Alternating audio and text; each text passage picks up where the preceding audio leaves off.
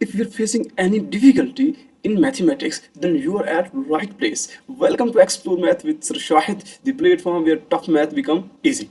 अच्छा, हम लोगों ने एक्सरसाइज 7.2 को स्टार्ट किया हुआ है और आज उसका लास्ट लेक्चर है। और सबसे मजेदार बात, आज के लेक्चर में हम समथिंग यूनिक पढ़ेंगे। मींस दैट हमने ऐसा पहले इस एक्सरसाइज में या इस चैप्टर में नहीं पढ़ा होगा और मैं सबसे इजी ट्रिक से आपको कराऊंगा। अभी चलते हैं अपने क्वेश्चन की तरफ। क्वेश्चन नंबर 11 में क्या कहा गया है कि हमारे पास टू लाइंस है। क्या? In each of the following check whether these two lines are parallel, perpendicular, neither parallel, non perpendicular. First of all मेरे साथों, मेरे दोस्तों, आपको पता है कि पैरेलल के लिए क्या होता है, m1 is equal to m2 और परपेंडिकुलर होता है m1 multiply by m2 is equal to -1। अब इंटरेस्टिंग बात यह है कि यहाँ पे दो इक्वेशन दी हुई है और हमें इक्वेशन की स्लोप लेनी नहीं आती। तो मेरे दोस्तों, मैं किस काम के लिए हूँ? इसी काम के लिए हूँ कि आपको मैं करवाने जा रहा हूँ। अच्छा, फर्स्ट ऑफ ऑल क्या करेंगे हम लोग, ये जो मुझे फर्स्ट इक्वेशन मैंने बनाई हुई है, जो मुझे क्वेश्चन में ऑलरेडी गिवन है, उसकी स्लोप निकालते हैं। स्लोप कैसे निकालेंगे, थोड़ा सा ध्यान से देखेंगे। ये स्लोप ऑफ, ये मेरे पास ये इक्वेशन 1। अच्छा, इस स्लोप ऑफ इक्वेशन के लिए हमारे पास जो फॉर्मूला होगा उसको ध्यान से देखना है। m is equal to minus a over b। अब यहाँ पे आपको कुछ बताना है कि जो x का कोएफिशिएंट होता है, जिसे हम लोगों ने क्या कहा हुआ है, ये इधर लिखा हुआ है 2, इसे मैं क्या कहूंगा, a। मैं आराम और सुकून से बता रहा हूँ, इसको अपने माइंड में फिक्स कर लो। अब ये y का जो कोएफिशिएंट होता है, इधर कुछ भी नहीं है तो क्या आ जाएगा, 1। इसको हम लोग क्या कहेंगे, b। अब ये मेरे पास है स्लोप निकालने का वे। अब यहाँ पे ये a और b की वैल्यू पुट करेंगे। माइनस a क्या है 2 और b क्या है 1। तो ऑब्वियस सी बात है, ये स्लोप जो m1 है, पहले वाली m1 है, वो मेरे पास किसके इक्वल हो जाएगी, m1 is equal to -2।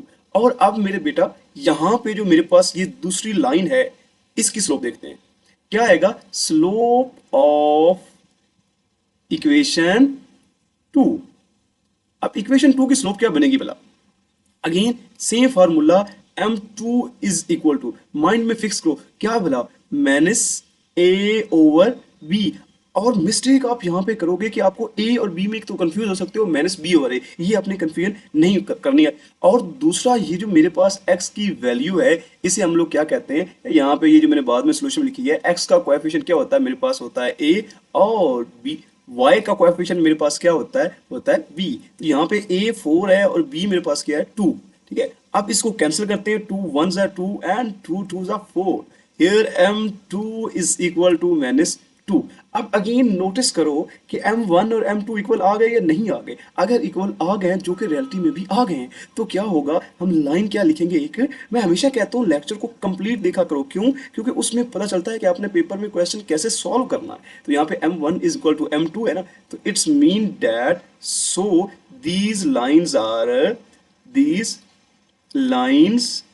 Are parallel to each other, parallel to each other. Done हो गया भाई, डन हो गया।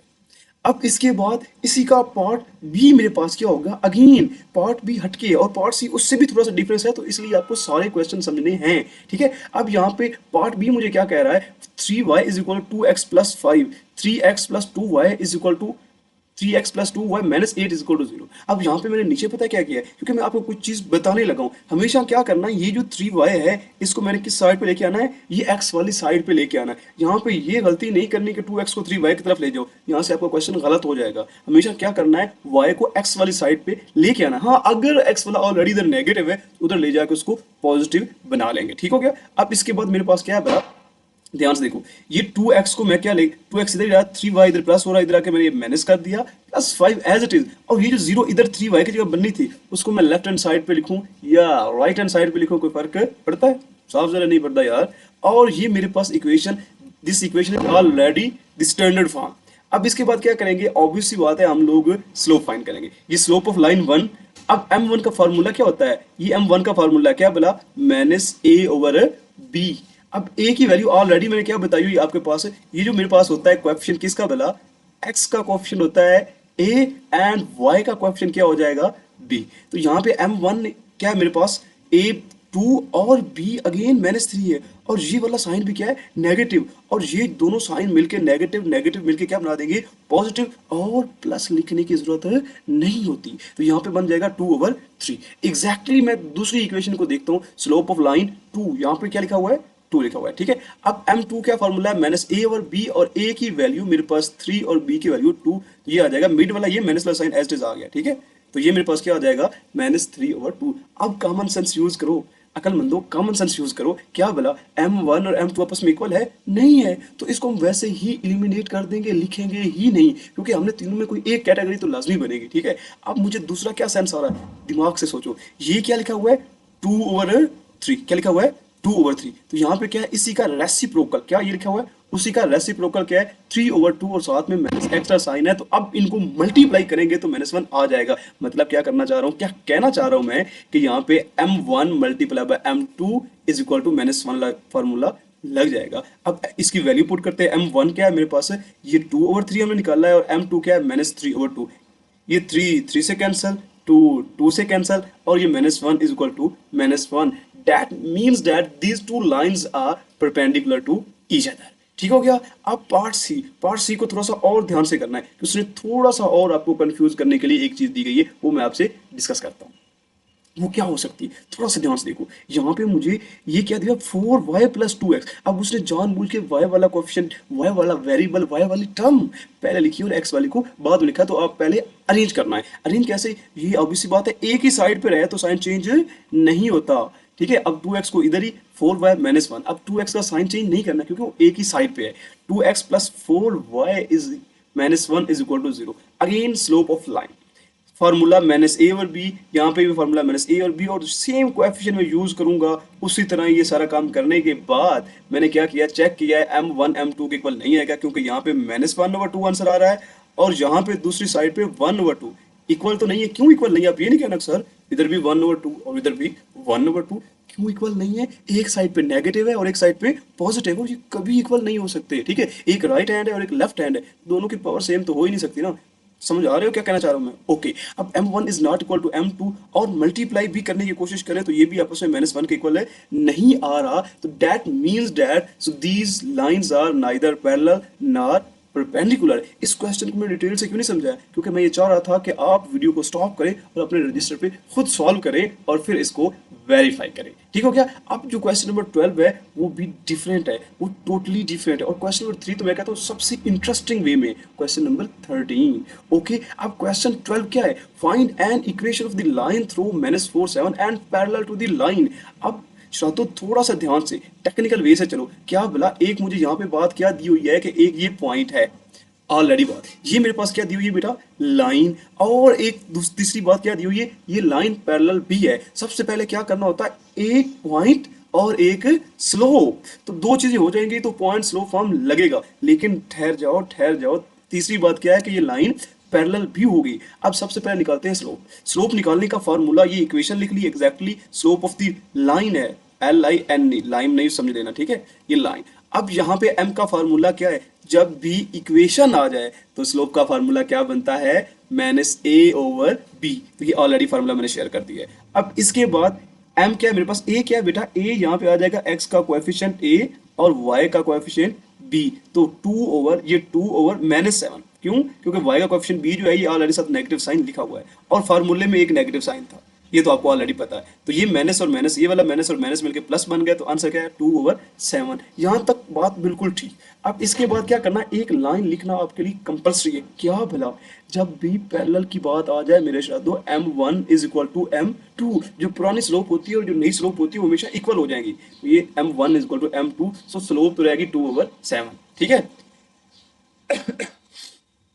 अब इसके बाद क्या है, पॉइंट स्लोप फॉर्म, एक स्लोप आ गई और ऑलरेडी मुझे ये पॉइंट -4/7 गिवन है, तो इसको मैं क्या करूंगा, वही पुराने वाला जो फॉर्मूला डिस्कस कर रहे हैं पॉइंट स्लोप फॉर्म का। अब पॉइंट स्लोप फॉर्म में क्या है, y - y1 is equal to m into x - x1, ये फॉर्मूला डन हो गया। अब y1 और x1, और तीसरी क्या चीज होती है, ये m की वैल्यू पुट करनी होती है, y और x की वैल्यू पुट नहीं करते, ठीक है। अब मेरे पास y1 क्या है, ऑब्वियस सी बात है, ये पॉइंट है, तो ये x1, और ये 7 क्या हो जाता है, y1।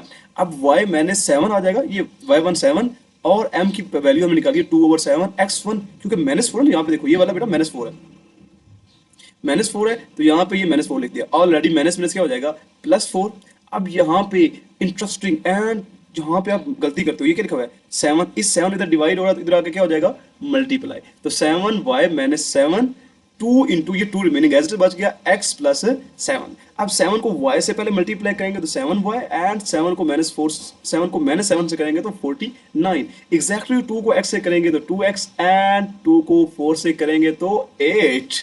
ओके, अब क्या करते हैं, ये जो 7y है मैंने क्या बताया, y को x की तरफ ले जाओ, एक चांस बन सकता है जब x ऑलरेडी नेगेटिव हो तो उसको y की तरफ हम ला सकते हैं, अदरवाइज हमेशा y को x की तरफ लेके आ जाना है, क्योंकि ये मेरे पास है स्टैंडर्ड फॉर्म बनेगी। ठीक हो गया, अब 2x ये एज इट इज, 7y इधर आके क्या हो जाएगा -49, इधर आके क्या होगा प्लस, और ये वाला 8 एज इट इज पॉजिटिव ही रहेगा, तो यहाँ पे ये 2x - 7y as it is, और 8 और 49 को सॉल्व करेंगे तो मेरे पास क्या आ जाएगा 57, और राइट हैंड साइड पे मैं 0 लिख दूंगा। अब ये था मेरे पास क्वेश्चन 12।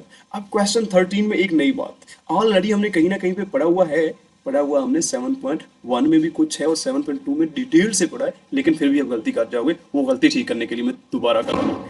अच्छा, अभी हमारे पास क्वेश्चन 13 है, और क्वेश्चन 13 की एक यूनिकनेस बताऊं, एक इंटरेस्टिंग बात बताऊं कि इसमें तीनों पॉइंट्स दिए हुए हैं। अब हमने खुद अंडरस्टैंड करना है कि क्या कुछ कहना चाह रहा है और क्या कुछ हमसे पूछ रहा है, और हम उसको इजी वे में मैं आपको बताता हूँ, ट्रिक के साथ चलते हैं। क्या भला, ये देखो, ये एक पॉइंट, ये दूसरा पॉइंट और ये तीसरा पॉइंट, तो पहले इसको अंडरस्टैंड करो। Equation of the line through, मतलब ये पॉइंट जो हमने स्लोप और पॉइंट में पुट करना होता है ना, पॉइंट स्लोप फॉर्म में, ये वो पॉइंट है। And perpendicular to the join of, मतलब इनको ज्वाइन करना है, ज्वाइन करने का मतलब क्या है, और परपेंडिकुलर भी आ गया, तो साफ जरा इन दोनों को क्या लूंगा मैं, स्लोप, और स्लोप को परपेंडिकुलर बनाऊंगा। इसका मैं आपको एक ट्रिक पहले भी शेयर किया, अब दोबारा शेयर करता हूँ, ठीक है। लेकिन यहाँ पे ना एक मिस्टेक है क्वेश्चन में, ये जो क्वेश्चन में पहला पॉइंट है ना, ये वाला जिसको मैं ये सर्कल बना रहा हूँ, ध्यान से देखो, इस पॉइंट में यहां पे 5 के साथ प्लस साइन आएगा और 8 के साथ नेगेटिव आएगा।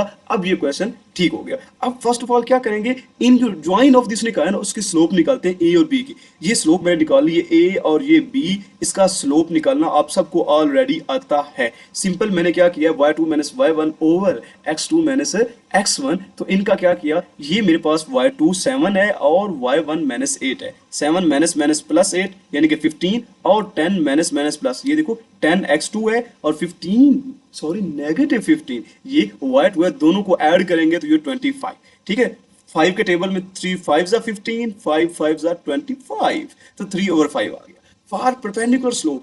अब थोड़ा सा ध्यान से देखो, परपेंडिकुलर स्लोप के लिए मैंने एक आपको हिंट क्या दिया हुआ है, ये जो नई स्लोप m1 होती है वो किसके इक्वल होती है, -1/m, पुरानी स्लोप के। ये कैसे पता चलता है भला, जब आपको एक स्लोप आपने फाइंड की हो और उसका आपने परपेंडिकुलर चेक करना हो, ठीक है। और इसकी डेरिवेशन बताऊं आपको, ये वही पुराना फार्मूला है, कौन सा वाला पता, m1 × m2 is equal to -1। अब देखो m1 फाइंड करना चाह रहा हूँ, m2 मल्टीप्लाई हो रही है और इधर आके क्या हो जाएगी डिवाइड, -1/m2, और 1 और 2 नंबर है जस्ट, वो हम अपनी मर्जी से कुछ भी पुट कर सकते हैं, ठीक हो गया।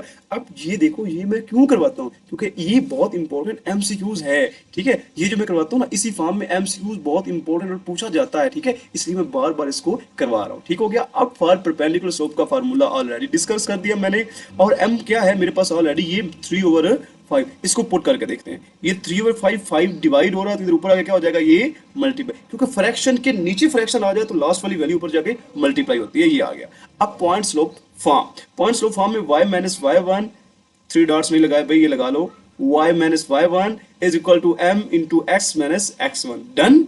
अब क्या हो जाएगा, y1 की वैल्यू बेटा मेरे पास -8 ऑलरेडी है, क्या है, -8 है, तो माइनस माइनस क्या हो जाएगा +8, और x1 की वैल्यू +5 है, तो ये माइनस और प्लस माइनस हो जाएगा। अब यहाँ पे ये नेक्स्ट स्टेप करते हैं, ये ऑलरेडी मैंने वही स्टेप रिपीट किया है, ये 3 बेटा इधर डिवाइड हो रहा है, इधर आके मैंने क्या किया है, मल्टीप्लाई, 3 इंटू y + 8, और यहाँ पे -5 एज इट इज रहेगा, ठीक है। 3y + 3 4 8 जा 24, एंड -5 को x से करेंगे तो क्या आ जाएगा, -5x, और -5 को -5 से करेंगे तो प्लस का 25। और अब क्या करेंगे, देखो यहाँ पे x की वैल्यू नेगेटिव है ना, तो इसको मैं इस साइड पे लेके आ जाऊंगा, क्योंकि नेगेटिव x की वैल्यू हो तो मैं उसको पॉजिटिव बनाना है, और अगर कोई और सीन हो तो सिर्फ y को x की तरफ लेके आता था मैं, ठीक हो गया। अब ये 5x माइनस है तो इसको इधर प्लस, और ये 3y एज इट इज, ये 24 भी एज इट इज, ये 25 प्लस है तो इधर आके ओके, ये 25 प्लस है तो इधर क्या हो जाएगा, -25 is equal to 0। Again 5x plus 3y, ये 24 में से 25 निकाला, क्या आ गया,